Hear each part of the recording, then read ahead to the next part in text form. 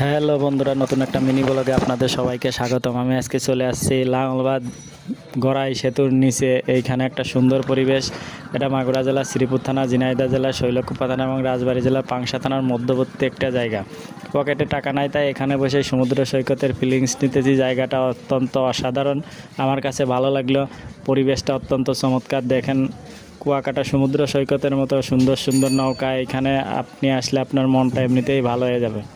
তো আমার কাছে জায়গাটা অনেক ভালো লাগলো। আপনারা যদি ঘুরে বেড়াইতে আসতে চান তাহলে আসতে পারেন। তো পাশেই দেখলাম একজন মাছ ধরতেছে খেওয়া জাল দিয়ে। তো দৃশ্যটা আরও চমৎকার লাগলো। এমন সুন্দর দৃশ্য আপনি যদি দেখতে চান তাহলে এখানে চলে আসতে পারেন। তো দুঃখের বিষয় হলো, সে যখন জাল উঠাইয়ে দেখলাম যে কোনো মাছ নেই।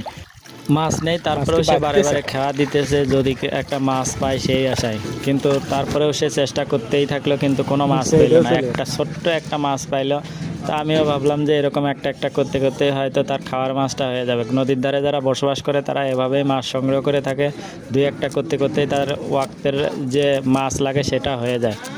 তো পরিবেশটা আসলে অনেক চমৎকার। আমি এখান থেকে দেখলাম যে ব্রিজের কাজটা প্রায় শেষের দিকে। ব্রিজের কাজটা শেষ হইলে দুই জেলার মানুষের মধ্যে যাতায়াত ব্যবস্থা অনেক উন্নত হবে। পাশে একটা মাঠে খেলা হইতেছিল, তো পাশে আর একটা পার্ক ছিল। পার্কটার ভিউ অসাধারণ। আপনারা আসতে পারেন, আপনাদের মন ভালো হবে।